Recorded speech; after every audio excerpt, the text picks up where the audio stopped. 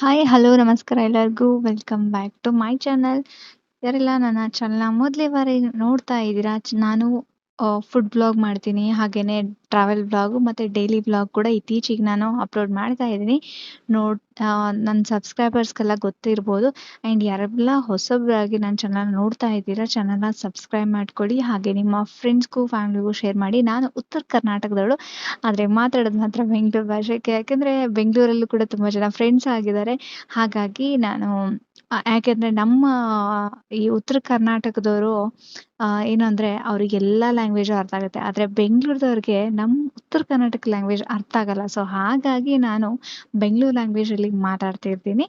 And ಇವತ್ತಿನ vlog ಬಂದು ಬೆಳಿಗ್ಗೆನೇ start ಮಾಡಿದ್ದೀನಿ. ಬೆಳಿಗ್ಗೆ ತಿಂಡಿ ಜೊತೆಗೆ ನಾನು ಅಡುಗೆ ಮಾಡ್ತೀನಿ ಅಂತಲೂ ಕೂಡ ಹೇಳಿದ್ದೆ. ಸೊ ಅಡುಗೆ ಕೂಡ ಸ್ಟಾರ್ಟ್ ಮಾಡಿದ್ದೀನಿ. ಹಾಗೆ ಝೆಪ್ಟೋನಲ್ಲಿ ನಾನು ಆರ್ಡರ್ ಮಾಡಿದ್ದೆ. ಇದು ಒಂದು ಸ್ಯಾಟರ್ಡೆ ವ್ಲಾಗು. ಝೆಪ್ಟೋನಲ್ಲಿ ಆರ್ಡರ್ ಮಾಡಿದೆ, ಅದು ಮಾಡಿದೆ ಅಂತ ಹೇಳ್ತಾ ಇರ್ತಿದ್ನಲ್ಲ. ಸೊ ಬೆಳಿಗ್ಗೆ ಫ್ರೆಶ್ ಆಗಿರೋ ತರಕಾರಿ ಹಾಗೆಯೇ ಹಣ್ಣುಗಳನ್ನು ಆರ್ಡರ್ ಮಾಡಿದ್ದೆ. ಇಲ್ಲಿ ಪಾಲಕ್ ಸೊಪ್ಪು ನೋಡ್ಬೋದು, ತುಂಬಾ ಫ್ರೆಶ್ ಆಗಿ ಚೆನ್ನಾಗಿತ್ತು. ಹಾಗೆ ಹೀರೆಕಾಯಿ ಮತ್ತು ಪೂಜೆಗೆ ಹೂ ತರಿಸಿದೆ. ಬೆಳಿಗ್ಗೆನೇ ನಾನು ಎದ್ದ ತಕ್ಷಣ 6 ಗಂಟೆಗೆಲ್ಲ ನಾನು ಆರ್ಡರ್ ಮಾಡಿದ್ದೆ. ಹಾಗೆಯೇ ಸ್ವೀಟ್ ಪೊಟ್ಯಾಟೊ ಇದೆ, ಗೆಣಸು, ಕೆಲವೊಬ್ರು ಇದನ್ನ ರತ್ನಗಡ್ಡಿ ಅಂತಲೂ ಕರೀತಾರೆ. ಆ್ಯಂಡ್ ಡೈಜೆಸ್ಟಿವ್ ಬಿಸ್ಕೆಟು ನಾನು ತಿಂದರೆ ಯಾವಾಗಾದರೂ ತಿಂತೀನಿ, ಕಮ್ಮಿ ನಾನು ಬಿಸ್ಕೆಟ್ಸ್ನ ತಿನ್ನೋದು. ಆಮೇಲೆ ಟೀ ಅಭ್ಯಾಸ ಇಲ್ಲ, ಕಾಫಿ ಕೂಡ ಅಭ್ಯಾಸ ಇಲ್ಲ. ಕೆಲವೊಂದು ಟೈಮಲ್ಲಿ ಹಾಲಿನ ಜೊತೆಗೆ ನಾನು ಈ ಬಿಸ್ಕೆಟ್ನ ತಗೊತೀನಿ. ಅದ್ರ ಜೊತೆಗೆ ಆಮೇಲೆ ಕ್ಯಾಪ್ಸಿಕಮು ಮತ್ತು ಬೀಟ್ರೂಟು ಹಾಗೆಯೇ ಸೌತೆಕಾಯಿ ಫ್ರೆಶ್ ಆಗಿತ್ತು ಎಲ್ಲಾನು. ಆ್ಯಂಡ್ ಕೆಲವೊಂದು ಟೈಮು ಕಮ್ಮಿ ರೇಟ್ ಇರುತ್ತೆ, ಕೆಲವೊಂದು ಸಾರಿ ಯೂಶ್ವಲಿ ಶಾಪಲ್ಲಿ ಎಷ್ಟಿರುತ್ತೋ ಅಷ್ಟೇ ಪ್ರೈಸ್ಗೆ ಸಿಗುತ್ತೆ. ಆ್ಯಂಡ್ ಫ್ರೆಶ್ ಆಗಿರೋ ಪುದೀನ ಕೂಡ ಬಂದಿತ್ತು. ಅದನ್ನು ನಾನಿಲ್ಲಿ ನೋಡಿ, ಪುದೀನ ಸೊಪ್ಪು ಹಾಗೆ ಕೊತ್ತಂಬರಿ ಸೊಪ್ಪು ಮತ್ತು ಒಂದೇ ಒಂದು ಹಸಿಮೆಣ್ಸಿನ್ಕಾಯಿನ, ತುಂಬಾ ಖಾರ ಇತ್ತು ಹಸಿಮೆಣ್ಸಿನ್ಕಾಯಿ, ಹಾಗಾಗಿ ಅರ್ಧನೇ ಹಾಕೋಣ ಅಂತ ಅರ್ಧ ಹಾಕಿದೆ. ಹಾಗೆಯೇ ಉಪ್ಪನ್ನು ಹಾಕಿ ಇದನ್ನು ಚೆನ್ನಾಗಿ ಪೇಸ್ಟ್ ಮಾಡ್ಕೋಬೇಕು. ಹಾಗೆಯೇ ಸ್ವಲ್ಪ ಹಿಂಗು ಕೂಡ ಹಾಕ್ಕೊಳ್ತಾ ಇದ್ದೀನಿ. ಇದನ್ನು ಮಜ್ಜಿಗೆಗೋಸ್ಕರ ಈ ಪೇಸ್ಟ್ನ ರೆಡಿ ಮಾಡ್ಕೊಳ್ತೀನಿ. ಲಂಚ್ ಬಾಕ್ಸ್ಗೆ ಮಜ್ಜಿಗೆ ಕೂಡ ಹಾಕ್ತಾ ಇದ್ದೀನಿ. ಅದಾದ ನಂತರ ಈ ಕಡೆ ಬೆಂಡೆಕಾಯಿ ಪಲ್ಯ ಕೂಡ ಆಯಿತು. ಅದಾದಮೇಲೆ ನಾನಿಲ್ಲಿ ರೊಟ್ಟಿನ ಮಾಡೋಕ್ಕೋಸ್ಕರ ಜರಡಿ ಹಿಡಿತಾ ಇದ್ದೀನಿ.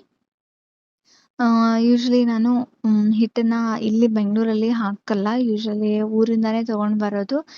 ಒಂದು ಈ ಕಡೆ ಅಮ್ಮನ ಮನೆ ಕಡೆಯಿಂದ ಅಲ್ಲಿ ಅವ್ರು ಬರ್ತಾ ಇದ್ರೆ ಯಾರಾದರೂ ತೊಗೊಂಡು ಬರ್ತಾರೆ, ಅಥವಾ ಈ ಕಡೆ ಅತ್ತೆ ಮನೆ ಕಡೆ ಅವ್ರು ಬರ್ತಾ ಇದ್ರೆ ಆ ಕಡೆಯಿಂದ. ಒಟ್ಟಿನಲ್ಲಿ ಅಲ್ಲಿ ಅಂದರೆ ಇಲ್ಲ, ಇಲ್ಲಿ ಇಲ್ಲ ಅಂದರೆ ಅಲ್ಲಿ ಅನ್ನೋ ಥರ. ಸೊ ಆಪ್ಷನ್ ಏನಿಲ್ಲ ಅಂದರೆ ಝೆಪ್ಟೋ ಅಂತೂ ಇದ್ದೇ ಇರುತ್ತೆ, ಆನ್ಲೈನಲ್ಲಿ ಸಿಕ್ಕೇ ಸಿಗುತ್ತೆ. ಆದರೂ ಕೂಡ ಊರಲ್ಲಿ ಜೋಳನ ತರಿಸಿ ಅವರು ಅದನ್ನು ಕ್ಲೀನಾಗಿ ಮಾಡಿ ಆ ಮೆಥಡೇ ಬೇರೆ, ಆ್ಯಂಡ್ ಆ ಟೇಸ್ಟೇ ಬೇರೆ ಇರುತ್ತೆ. ಈ ಪ್ಯಾಕೆಟ್ ಜೋಳದ ಹಿಟ್ಟೇ ಬೇರೆ ಇರುತ್ತೆ. ನೋಡ್ಬೋದು ಇಲ್ಲಿ ಜೋಳದ ಹಿಟ್ಟನ್ನು ಚೆನ್ನಾಗಿ ಜರಡಿ ಹಿಡ್ಕೊಂಡು, ಒಂದೊಂದು ಸಾರಿ ಜರಡಿನ ಫುಲ್ ಹಾಕಿ ಅಂದರೆ ಜರಡಿ ಹಿಡಿದ್ಬಿಟ್ಟು ಒಂದು ಡಬ್ಬಿನಲ್ಲಿ ಹಾಕಿಟ್ಟಿರ್ತೀನಿ. ಬಟ್ ಊರಿಂದ ಮೊನ್ನೆ ಬಂದಿರೋದ್ರಿಂದ ನಾನು ಮಾಡೋಕ್ಕಾಗಿರಲಿಲ್ಲ. ಹಾಗಾಗಿ ಆಮೇಲೆ ಬಿಸಿನೀರನ್ನ ಇಟ್ಕೊಂಡಿರ್ತೀನಿ. ಗೊತ್ತಿರುತ್ತೆ ರೊಟ್ಟಿ ಮಾಡೋ ಮೆಥಡ್ ಹೇಗೆ, ಎಲ್ಲರಿಗೂ ಗೊತ್ತೇ ಇರುತ್ತೆ. ನಾನು ಮಾಡೋ ಮೆಥಡನ್ನ ನೋಡಿ ಅಷ್ಟೇ. ಆ್ಯಂಡ್ ಆಲ್ಮೋಸ್ಟು ನಾನು ಬೆಳಿಗ್ಗೆ ರೊಟ್ಟಿ ಮಾಡ್ತೀನಿ, ಆದರೆ ಕಮ್ಮಿ. ಬಿಕಾಸ್ ಮುಂಚೆ ಮಾಡ್ತಿದ್ದೆ. ಈಗ ಮಗು ಆದಮೇಲೆ ನನಗೆ ಟೈಮ್ ಸಿಗಲ್ಲ. ಕೆಲವೊಂದು ಸಾರಿ ಚಪಾತಿನೇ ಮಾಡ್ತೀನಿ ಅಥವಾ ಪರೋಟ ಮಾಡ್ತೀನಿ. ಹೀಗೆ ಒಂದೊಂದು ದಿನ ಒಂದೊಂದು ಥರ ಮಾಡ್ತೀನಿ. ಬಟ್ ಇಲ್ಲಿ ರೊಟ್ಟಿ ಮಾಡಿನೂ ತುಂಬ ದಿನ ಆಗಿತ್ತು.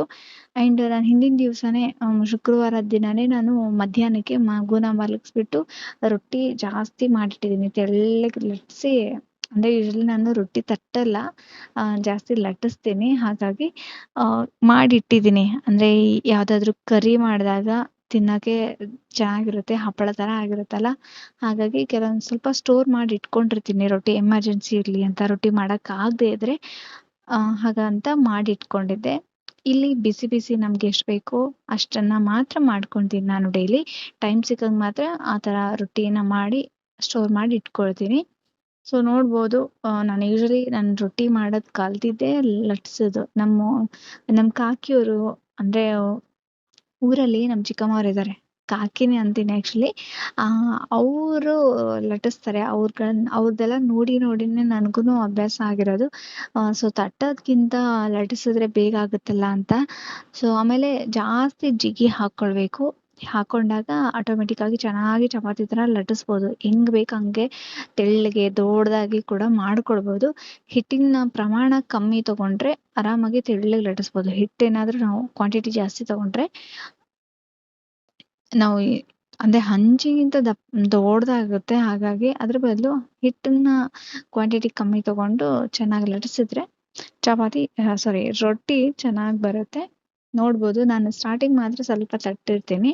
ಅದಾದ ನಂತರ ನಾನು ಬೆಳ್ಳುಣಿಗೆ ತಗೊಂಡು ಲಟ್ಟಿಸ್ತೀನಿ. ತುಂಬಾ ಚೆನ್ನಾಗಿ ಬರುತ್ತೆ. ನೀವು ಬೇಕಾದ್ರೆ ಟ್ರೈ ಮಾಡ್ಬೋದು. ಕೆಲವರಿಗೆ ರೊಟ್ಟಿ ಮಾಡಕ್ ಬರಲ್ಲ ಅಂಥವ್ರು ಬಿಸಿ ಬಿಸಿ ನೀರಲ್ಲೇನೆ ಹಿಟ್ಟನ್ನ ಚೆನ್ನಾಗಿ ಕಲಿಸ್ಕೊಂಡು ರೊಟ್ಟಿನ ಮಾಡ್ಬೋದು ಆರಾಮಾಗಿ. ತುಂಬಾನೇ ಈಸಿಯಾಗಿ ಮಾಡ್ಬೋದು.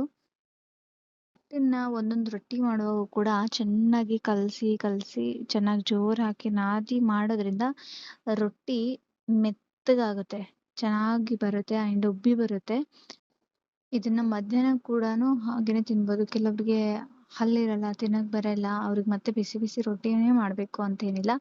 ಇದನ್ನ ಚೆನ್ನಾಗಿ ಒಂದು ಕಾಟನ್ ಬಟ್ಟೆನಲ್ಲಿ ನಾವು ರೊಟ್ಟಿನ ಮಾಡಿಟ್ಟು ಮುಚ್ಚಿಟ್ರೆ ಆರಾಮಾಗಿ ಮಧ್ಯಾಹ್ನನೂ ಕೂಡ ತಿನ್ಕೋಬಹುದು. ಅಂಡ್ ನಾನು ಬಾಕ್ಸಿಗೂ ಹಾಕ್ತೀನಲ್ಲ ಸಾಫ್ಟ್ ಆಗಿ ಇರುತ್ತೆ.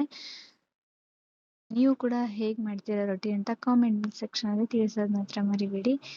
ಅಂಡ್ ಮಧ್ಯಾಹ್ನದೆಲ್ಲ ಕೆಲಸ ಮುಗಿಸಾದ್ಮೇಲೆ ಸಂಜೆ ಹೊತ್ತಲ್ಲಿ ಮಗು ಜೊತೆ ಸ್ವಲ್ಪ ಸ್ಪೆಂಡ್ ಮಾಡ್ಕೊಂಡು, ಹಾಗೇನೆ ನಮ್ ನೈಬರ್ ಅಂಕಿತಾ ಅಂತ, ಸೊ ಅವಳು ಬಂದಿದ್ಲು ಮನೆಗೆ. ಅವಳ ಜೊತೆ ನನ್ನ ಮಗು ಆಟ ಆಡ್ಕೊಂಡಿದ್ಲು. ಅಂಡ್ ಈ ಕಾರ್ಡ್ಸ್ ಗಳನ್ನೆಲ್ಲ ಹೇಳ್ಕೊಡ್ತಾ ಇದ್ರೆ ಅವಳು ಕೂಡ ಕಲಿತಾ ಇದ್ಲು. ನನ್ನ ಮಗು 4 months ಅಲ್ಲಿ ಇದ್ದಾಗ್ಲೇ ನಾನು ಈ ಕಾರ್ಡ್ಸ್ ಗಳನ್ನ ಆರ್ಡರ್ ಮಾಡಿದ್ದೆ. ಅಂಡ್ ಅವಾಗ್ಲೇ ಹೇಳ್ಕೊಡ್ತಿದ್ದೆ. ಈ ಕಾರ್ಡಲ್ಲಿ ಈ ಫೋಟೋ ಇರೋದು, ಹೆಸರು ಎಲ್ಲ ಮೆನ್ಷನ್ ಇರುತ್ತಲ್ಲ, ಅದನ್ನ ಹೇಳ್ಕೊಟ್ಟಾಗ್ಲೇ ಇವಳು ಕರೆಕ್ಟ್ ಆಗಿ ಆ ಕಾರ್ಡನ್ನೇ ಪಿಕ್ ಮಾಡಿದ್ಲು. ಆ ವಿಡಿಯೋ ಕೂಡ ನನ್ನ ಹತ್ರ ಇದೆ. ಹಾಗೇನೆ ಸ್ನಾಕ್ಸ್ ಬದಲು ಮಾವಿನಕಾಯಿ ಇತ್ತು. ಸೊ ತೋತಾಪುರಿ ಇದು. ಸೊ ತುಂಬಾನೇ ಚೆನ್ನಾಗಿತ್ತು, ಸ್ವೀಟ್ ಆಗಿದೆ ಕಾಯಿ ಅಂತೂ. ನೋಡ್ಬೋದು, ಊರಿಂದ ತಗೊಂಡ್ ಬಂದಿದ್ವಿ, ಹಣ್ಣಾಗಿದೆ. ಅದಾದ್ಮೇಲೆ ರಾತ್ರಿ ನಾನಿಲ್ಲಿ ಅನ್ನ ರಸಂನ ಮಾಡ್ತಾ ಇದ್ದೀನಿ. ಹಾಗೆ ಕಾಳುಗಳನ್ನ ನಾನಿಲ್ಲಿ ಹುರಿದು ರೆಡಿ ಮಾಡಿ ಪುಡಿ ಮಾಡ್ಕೊಳ್ತಾ ಇದ್ದೀನಿ. ಸೊ ಇವತ್ತಿನ ಬ್ಲಾಗ್ ಹೀಗಾಗಿತ್ತು. ಇವತ್ತಿನ ಬ್ಲಾಗ್ ಹೇಗ್ ಅನಿಸ್ತು ಅನ್ನೋದನ್ನ ಕಮೆಂಟ್ ಸೆಕ್ಷನ್ ಅಲ್ಲಿ ತಿಳಿಸಿ. ಅಂಡ್ ಇಷ್ಟ ಆಗಿದ್ದಲ್ಲಿ ಲೈಕ್ ಮಾಡಿ, ಕಮೆಂಟ್ ಮಾಡಿ ಹಾಗೂ ಶೇರ್ ಮಾಡಿ. ಮತ್ತೊಂದು ವ್ಲಾಗ್ ಜೊತೆ ನಿಮ್ಮೆಲ್ಲರನ್ನ ಭೇಟಿ ಆಗ್ತೀನಿ. ಅಲ್ಲಿವರೆಗೂ bye bye and take care.